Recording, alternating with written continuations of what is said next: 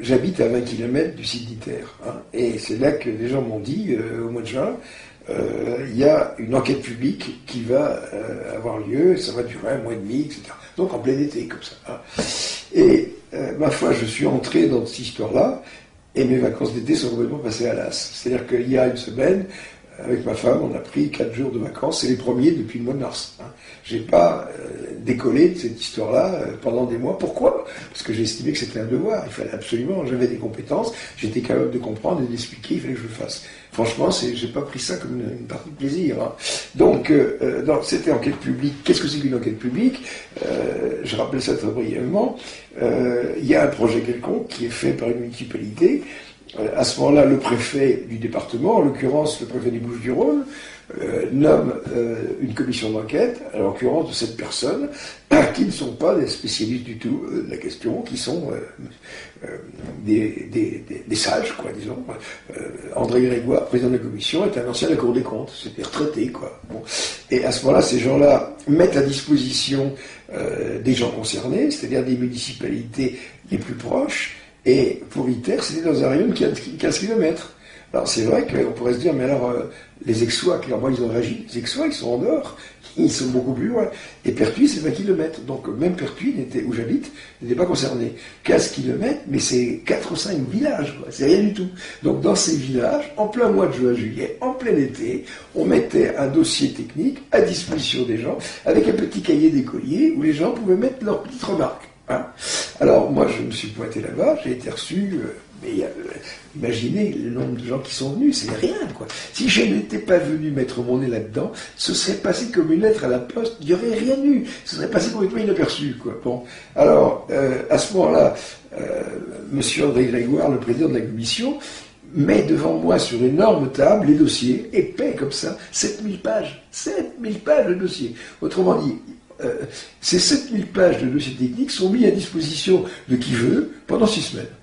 Puis alors, sur cette base-là, vous avez un cahier où vous pouvez noter vos remarques, et après, les commissaires ont un mois pour rendre leur rapport. Alors leur rapport, il y a différentes options. Il y a avis défavorable, avis favorable comme ça, avis favorable avec réserve, et avis favorable avec recommandation. Ils n'ont pas d'autre choix. Ils ont ces 4 options, c'est tout. Bon. Et, ma foi, qu'est-ce que vous faites face à 7000 pages de genre-là? Évidemment, il y a beaucoup de trucs qui sont en rapport avec la voirie, l'évacuation des eaux, etc. Ça, c'est pas très intéressant.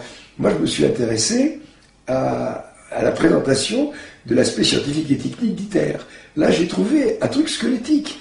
Il n'y avait pas plus que ce qu'on trouve, même pas dans Sciences et Vie, quoi. Je veux dire, il y avait un petit schéma de rien du tout, comme si ça n'intéressait personne. C'est-à-dire que ce projet-là, il y a un dossier technique qui est balancé, hein, et vous n'avez pas à poser de questions, c'est comme ça, nous savons ce que nous devons faire. Donc j'ai trouvé ce dossier complètement inexistant. Il y avait le deuxième partie à laquelle je me suis intéressé, c'est l'aspect sécurité, c'est-à-dire l'autorité de sûreté nucléaire. Bon, après, le reste c'est autre chose. Mais rien que là-dessus, j'ai posé des questions sur le petit cahier, et évidemment, les questions que je pose sont des questions scientifiques. Par exemple, est-ce que on pourra fabriquer du tritium avec des cellules au lithium à circulation d'eau qui présentent un danger, etc. Donc, problème scientifique et technique, les commissaires complètement largués. Donc à ce moment-là, ils ont répercuté, et ce qui fait que pendant toutes ces semaines, pendant 1 mois et demi, 2 mois, je me suis trouvé face à un mur. C'est-à-dire que c'est pas les commissaires qui faisaient le mur, c'est que moi j'étais là avec 7 types qui n'avaient pas de compétences scientifiques et techniques, je posais des questions et je disais mais est-ce que je peux rencontrer un responsable local? Il n'y avait pas de responsable. Hein. Et à la fin, il y a eu cette phrase que je tiens absolument à dire. Grégoire Cabrafti m'a dit au téléphone, il semble que ces gens-là préfèrent conserver l'anonymat. L'anonymat. Alors vous verrez dans ce qui suivra que s'agissant d'essayer d'avoir un débat, tout le monde se carapate. Vous verrez qu'il y a des critiques qui sont mises par le CEA dans son site. Il n'y a pas d'auteur, tout c'est anonyme. Alors autrement dit, le nucléaire français, c'est aux anonymes réunis. C'est formidable, quoi. Donc vous voyez, historiquement, la partie commission d'enquête, c'est extraordinaire. impossible d'avoir un responsable.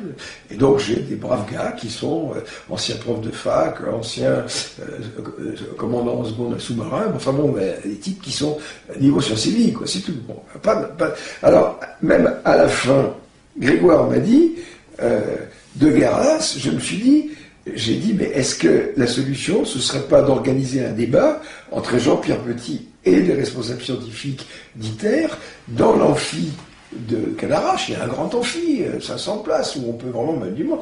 Donc, on le met là-bas avec les responsables et avec les élus locaux. Et puis, que le meilleur gagne comme ça, bon, bah, on verra si ce qu'il dit, ça passe ou ça passe pas. Savez-vous qui sont les gens qui se sont opposés au débat? Les élus locaux. Pas les gens du Sénat, enfin les gens du Sénat d'abord, mais les élus locaux. Ils veulent leur ITER. Ils veulent les emplois, ils veulent la richesse, etc., etc. C'est extraordinaire, quoi. Bon, ils ne savent même pas de quoi ils retournent. Alors donc, historiquement, il y a ça. Ensuite, je suis entré en contact avec des types qui étaient calés sur le domaine, qui m'ont orienté vers la thèse d'un type qui s'appelait Cédric Reux. Je lis cette thèse. D'ailleurs, j'ai écrit à ce gars-là, j'ai lu votre thèse, je l'ai dévoré. Très bien écrit, très bien présenté, très clair. Bon, je découvre qu'il y a des problèmes de stabilité, de disruption. Moi, je recommande la lecture de cette thèse, même aux non-spécialistes, parce que ça explique très bien les choses, etc. Donc, à ce moment-là, j'ai été aussi en contact avec Michel Rivasi, qui était venu faire une conférence dans la région. Et Michel Rivasi m'a dit, est-ce que vous ne pourriez pas me faire un truc pour la commission, pour le Parlement européen? Ok. Alors, le Parlement européen, ben, c'est vrai que les politiques, ils aimeraient bien qu'on fasse un truc très compact, on peut pas faire 2 pages. Bon, j'en ai fait 13 avec des illustrations. Enfin, ça résumait assez bien la question. Donc, j'ai filé ce document, et puis, immédiatement après, on m'a orienté vers une deuxième thèse, qui est celle d'Andrew Thurston. Alors, eux, c'était novembre 2010, Thornton, c'était janvier 2011, donc ça avait, qui disait exactement la même chose, quoi. Et alors, à ce moment-là, les choses ont commencé à se télescoper de façon, pour reprendre le mot de Rivasi, cocasse, quoi. C'est vraiment cocasse. Si c'était pas si coûteux et tragique, ce serait drôle, quoi, parce qu'on est vraiment dans du Pierre Dac là-dedans, hein. Et c'est sûr que quand j'ai fait un document de 13 pages, c'était assez concis. Et à ce moment-là, Michel Rivasi reçoit une lettre de M. Reux qui dit c'est scandaleux, M. Petit s'est servi de fragments de ma thèse qu'il a détourné à des fins partisanes et je suis en train de réfléchir à la façon de défendre mon honneur et ma respectabilité. Un type de 30 ans, ça ne dit pas un truc pareil, quoi. Je veux dire qu'il y avait toutes des petites manœuvres derrière. Moi, quand j'ai vu ça, je dis ok.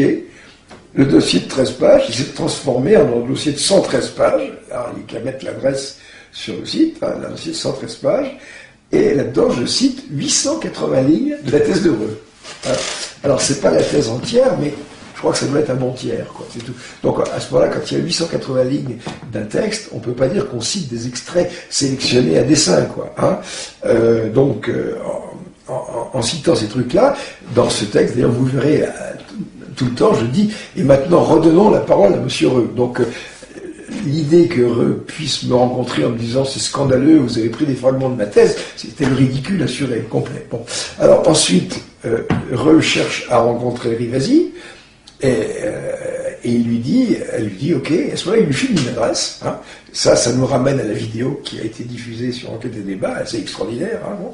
Et donc voici l'adresse, et Rivasi dit bon, bah, très bien, je veux bien vous rencontrer. Mais elle dit avec M. Petit. Et Reux, très réticent à l'idée que dans cette rencontre, je sois présent. Puis après, les semaines passent, cette rencontre a l'air de se mettre en place, et c'est là que Michel Rivasi s'aperçoit que la rencontre se situe en fait au CEA. Alors là, elle dit quand même, il y a quelque chose d'un peu partisan là-dedans. Je préférais un endroit plus neutre. Donc, elle propose à ce moment-là une rencontre à l'Assemblée nationale, qui est quand même le terrain neutre par excellence. C'est un espace citoyen, puis en plus, c'est pas en plein milieu de l'amphithéâtre de l'Assemblée nationale, c'est dans un bureau, quoi, simplement, mis à disposition. Non, mais c'est pas au CEA. Et à ce moment-là, ma foi, le 16 novembre, une rencontre était proposée, programmée avec Rivasi, Jean Robin qui avait demandé à filmer la rencontre et Madame Rivasi avait dit ok, c'est quand même elle qui invite, donc c'est elle qui décide, quoi. Et puis il devait y avoir puis il devait y avoir Bernard Bigot, qui est administrateur général du CEA, et puis Alain Bécoulet, qui était présenté comme un spécialiste d'ITER. Alors, simplement pour la petite histoire, parce que j'en parlerai aussi de Philippe Gendry un peu plus loin. Philippe Gendry, d'ailleurs, je rajoute une phrase, il avait envoyé sur son premier mail « Inutile de revenir sur l'amateurisme de votre analyse, c'est vous qu'elle insulte ». Vraiment, ça y va. Hein, bon. Et quant à Bécoulet, il a appelé Robin en lui disant que j'avais un niveau scientifique de terminalesse. Quoi. Vous voyez, là, il y a quelque chose de disproportionné. Il faut vraiment que j'en foute une truc pas possible pour qu'ils emploient des expressions de ce genre. C'est grotesque. Hein. Et je dirais qu'avant qu'on commence cet enregistrement avec Robin, Rivasi m'a dit, mais il faut vraiment que tu leur foutes la trouille pour qu'ils viennent pas. Quoi. Et c'est ça le truc. Hein. Donc, Bigot, Bécoulet et Rivasi, personne, on s'est retrouvés avec un non-débat. Quoi. Il n'y avait pas d'interlocuteur. Bon. Alors, vous voyez qu'il y a une chose quand même étonnante là-dedans, c'est que le nucléaire français, ça se joue à bureau fermé. Quoi. Disons que quand on est dans une commission d'enquête et qu'on veut savoir quels sont les responsables militaires, il y a un mur. Hein. Quand on veut émettre des critiques, ah oui, c'est ça qui est extraordinaire, c'est que dans ce qui a suivi, Gendry, par exemple, dit que je pratique, j'ai des propos diffamatoires. Or, qu'est-ce que c'est qu'un propos diffamatoire? Ça consiste à dire je suis pas d'accord avec ITER. Ça, c'est diffamatoire. Vous dites une chose pareille, vous écartez de la question. Quoi. Vraiment, vous pouvez rappeler qui est Gendry? Gendry, c'est un directeur scientifique d'un endroit qui constitue le bastion de la fusion française, qui est l'IRFM, l'Institut de recherche de fusion magnétique. Bon, alors, dans cette histoire-là, il y a pas mal de choses qui se sont greffées. Dans cette commission d'enquête publique, j'ai découvert un document que je trouve succulent, 92 pages, donc vous allez avoir l'adresse qui va se mettre là-dessus. C'est le rapport du débat public qui a eu lieu en 2006. Et c'est vrai que pendant que j'étais avec les commissaires dans la mairie de Saint-Paul-et-Durance, ils m'ont dit « mais le débat public a déjà eu lieu ». Je dis, elle a déjà eu lieu, comment ça? Oui, oui, en 2006. Donc le débat dans lequel on a proposé ITER en français. Et là, je me suis rappelé, effectivement, qu'en 2006, à un moment, on m'avait dit à Pertuis, il y a une réunion publique sur ITER. Alors je suis allé à cette réunion publique sur ITER, et là je suis tombé face à 7 bons hommes et bonnes femmes, menés par un type qui s'appelle Legrand, qui est architecte. Et si vous lisez ce document de 92 pages, parce que vous verrez par exemple qu'on a choisi systématiquement des gens qui n'y connaissaient rien pour rester neutres. Il fallait rester neutre. Bon. Donc, en plus, le but c'était réussir itinéraire. Hein. C'est vraiment aller, ITER en Provence. Le mot ITER en Provence, quoi. Et après cette présentation inexistante, quoi, y a-t-il des questions? Moi, je dis oui. Est-ce que les promoteurs du projet pourront gérer les pertes radiatives liées à l'arrachement des ions lourds à la paroi, quoi? À ce moment-là, cette mâchoire se décroche, et à ce moment-là, il se tourne vers un type dont j'ai su après que c'était Michel Chatelier, qui était directeur de l'IRFM, de l'Institut de recherche de fusion magnétique, quoi. Est-ce que M. Chatelier peut répondre à cette question? Et M. Chatelier répond, c'est une bonne question. Et c'est tout. Ça s'est arrêté là. Donc moi, je dis, ça y est, ça recommence comme du temps de Torsupra, parce qu'à Torsupra, on a eu la même chanson, hein, les violons et tout ça. Bon, alors, j'ai un peu oublié cette réunion, et lorsque j'ai lu ce rapport, j'ai pas la page en tête, mais Robin l'inscrira en bas et la retrouvera, bon, page je ne sais tant, on voit à un moment un retraité. Alors, on me baptise retraité du CEA, ou le maître retraité du CNRH, je ne sais pas pourquoi. Je ne suis pas nommé, pose la question suivante, et il y a ma question. Et à ce moment-là, on voit écrit la réponse que Chatelier est censé m'avoir fournie. Alors cette réponse est fantastique. Monsieur Chatelier répond que, comme le plasma d'ITER est un plasma intense, il n'y a pas de problème, parce que plus le plasma est intense, moins il y a de problème. Je me suis dit, bon sang, j'ai fait 35 ans de physique des plasmas, je ne sais pas ce que c'est qu'un plasma intense. Je suis vraiment un con, quoi. Alors, j'ai continué à lire ce rapport, et puis un peu plus loin, j'ai trouvé que Gabriel Marbach, qui était à l'époque sous-directeur de cet IRFM, qui est l'actuel directeur, disait que les composants d'ITER avaient été testés et validés sur le jet. Hein. Alors c'est formidable parce que le jet, c'est un appareil qui a des expériences qui durent une seconde. Alors moi, je ne sais pas comment on fait pour qualifier un matériau qui puisse résister à des neutrons de fusion avec des expériences qui durent une seconde. Donc il y avait une certaine absurdité là-dedans, et Rivasi m'a dit, mais est-ce que vous ne pourriez pas trouver quelqu'un de connu qui puisse confirmer? Je dis non, je ne connais pas, mais par contre je peux faire une chose, je vais écrire à Bernard Bigot, administrateur général du CEA. Donc j'ai écrit une bafouille à Bernard Bigot, même deux. Dans mon site, il y a la copie de ces lettres, on les trouve. Donc j'ai écrit à Bernard Bigot, et je lui ai dit, écoutez, voilà, je suis un peu déconcerté parce que je ne comprends pas ce que c'est qu'un plasma intense. Je comprends pas quoi. Et il m'a répondu, et j'ai décidé hier de mettre la réponse en ligne. Vous la verrez, comme ça vous verrez comment il répond. Alors par exemple, pour l'histoire du plasma intense, je vous laisse le juge de la réponse, parce que pour les spécialistes de la physique des plasmas, ça n'a aucun sens. C'est complètement ça. C'est une réponse incompétente, quoi, c'est tout. Et quant à cette façon de valider des matériaux avec des distances d'une seconde, la réponse aussi est inconsistante. Alors ce qui fait que là-dedans, il y a une idée qui commence à se dégager. On était habitué à l'idée que dans le monde du nucléaire, il puisse y avoir une certaine irresponsabilité avec les Japonais, quoi. Mais maintenant, ce que je pense, c'est qu'il y a de l'incompétence, c'est tout. Et dans ITER, il y a des gens incompétents. Et la réponse que m'a fait Châtelier dans cette séance publique, c'est une réponse incompétente. Ce que déclare Gabriel Marbach, c'est une réponse de quelqu'un d'incompétent. Alors là, peut-être c'est de la diffamation de dire une chose pareille. Moi, j'aimerais bien qu'on discute quand même en face à face. Vous m'avez dit ça. Qu'est-ce que ça veut dire? Je comprends pas. Moi, c'est quelque chose que je comprends rien, quoi. C'est tout. Et ensuite, la lettre de Bigot, qui se termine d'ailleurs, lisez les dernières lignes, c'est encore plus drôle. On se demande vraiment qui gère cette boutique, quoi. Et tout à l'heure, on parlait de Alain Bégoulet, qui est aussi... Alors maintenant, Marbach est devenu directeur de l'IRMFM, mais je crois qu'il prend sa retraite à la fin de l'année, donc ça va être Alain Bégoulet qui va prendre la suite, qui lui est directeur adjoint. Et lui, il vous a tenu au téléphone pendant 50 minutes en vous disant que j'avais des conférences scientifiques d'étudiants de première année de terminale S, quoi. Je veux dire. Donc là, il y a une espèce de cri comme ça qui est disproportionné, quoi. Et puis il y a surtout pas d'arguments scientifiques solides, quoi. Ce sont des arguments d'autorité, c'est tout. Alors l'autre aspect, ce sont les médias. Voilà. Les médias parlent beaucoup du nucléaire, on entend l'accord vert PS, Greenpeace, l'Allemagne qui arrête le nucléaire, mais rien sur ITER, ou très peu. Bah oui, alors pourquoi? Et jamais de manière contradictoire, sinon vous seriez dans les médias. Exactement. Comment on peut l'expliquer? Alors, c'est vrai qu'on est amené à se creuser la tête. En fait, ces sujets-là, il y a eu une espèce de... Le mot de Rivasi, c'est l'enfumage. Disons que le service de communication d'ITER a enfumé tout le monde. C'est le soleil en éprouvette, en bouteille, etc.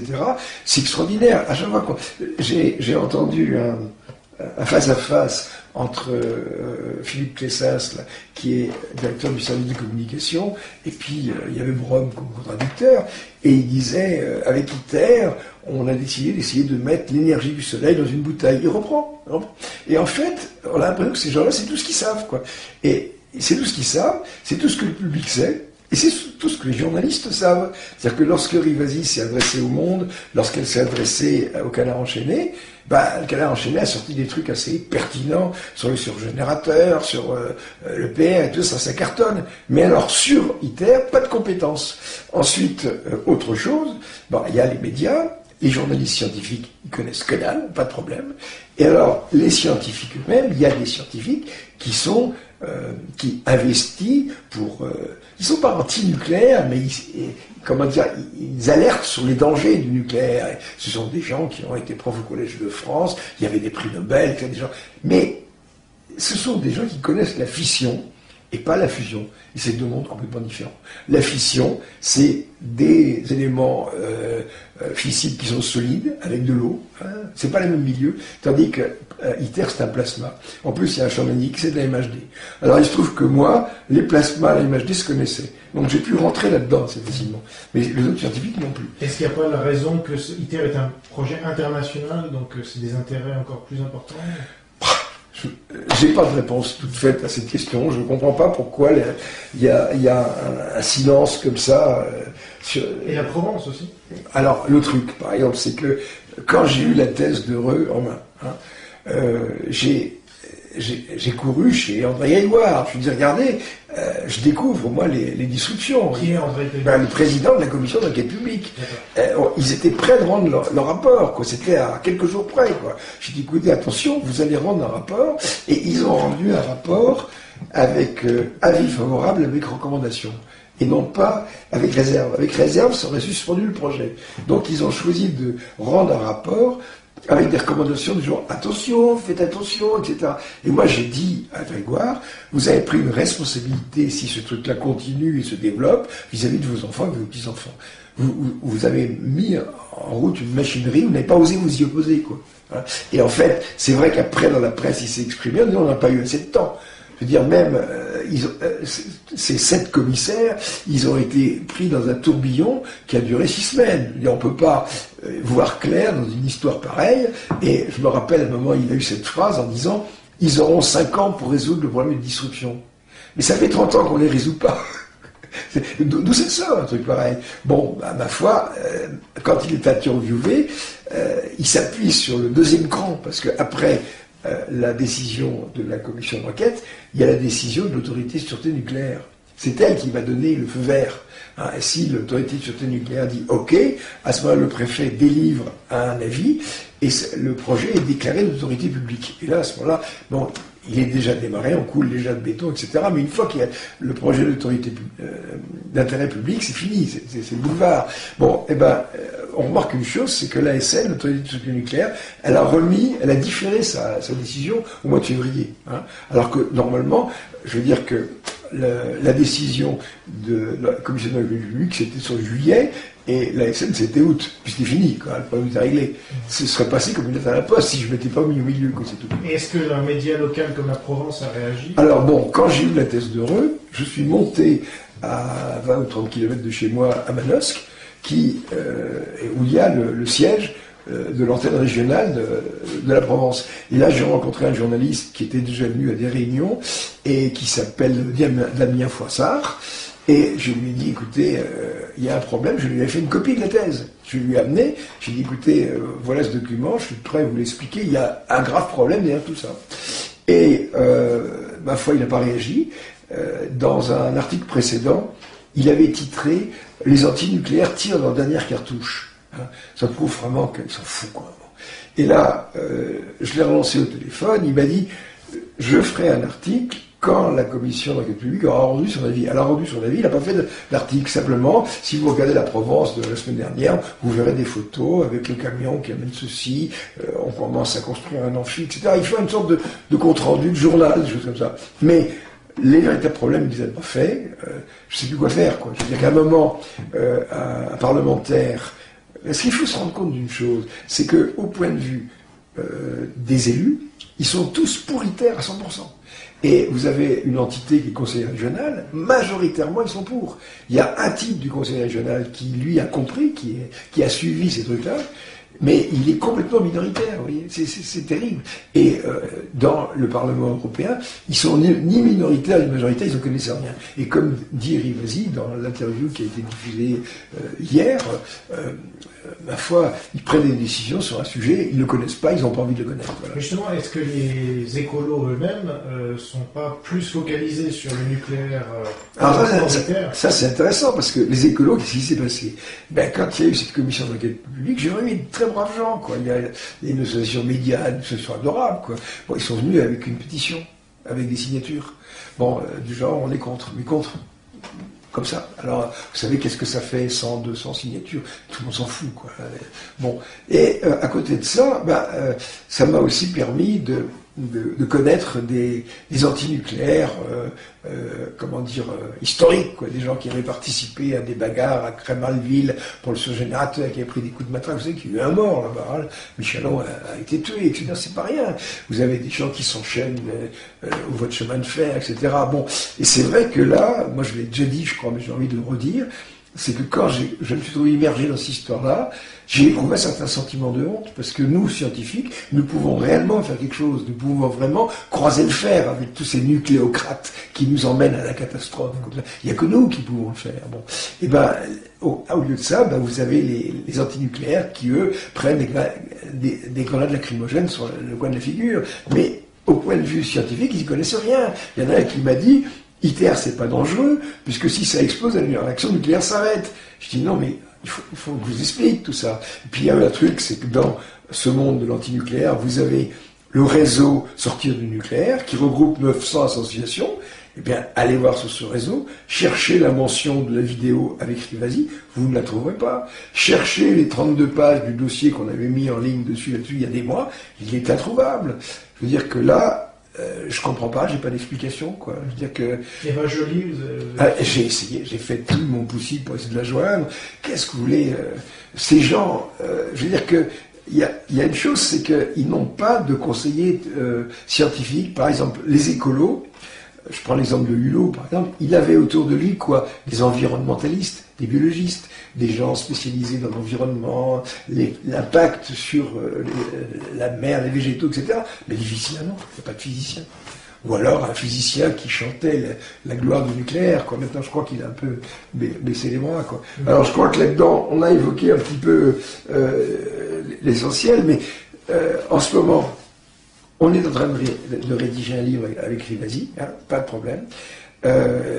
On essaye d'aller le plus vite possible, faire un petit bouquin, et c'est pas facile parce que il faut que tout ça se soit mangeable par le grand public. Et ce qui est terrible, c'est que les seules personnes auxquelles on peut s'adresser, c'est le grand public, puisque les parlementaires ne veulent pas entendre parler, ça les emmerde.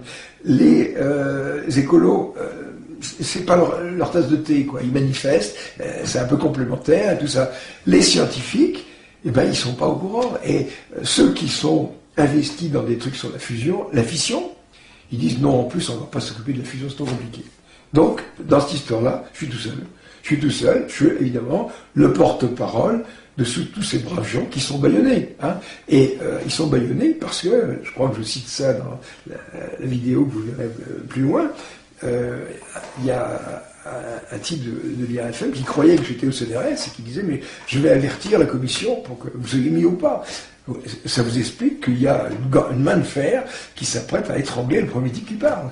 Donc moi, il y a une chose, je lui ai dit, vous savez, pas de chance, je suis à la retraite. Moi, je suis retraité, je peux parler. Alors, je suis retraité et j'ai les compétences, c'est tout. Maintenant, il y a un truc, c'est que les attaques dont j'ai été l'objet sont inqualifiables. C'est insultant. Hein, et de ce côté-là, j'ai été condamné par contumace et on n'a pas accepté que je puisse m'exprimer. Donc, je demande un procès. Je demande un procès public. Mais n'importe où, à l'Assemblée nationale, où on veut, mais que ce soit filmé et que le public puisse le voir. Or, c'est la chose qui avait fait que les gens n'étaient pas venus le 16. C'est parce que vous étiez là, Robin, avec votre caméra. Vous êtes dangereux. Et c'est Bigot a dit qu'il ne voulait pas parler devant des journalistes qu'il ne connaissait pas. Parce qu'un journaliste qu'on connaît, on peut s'arranger.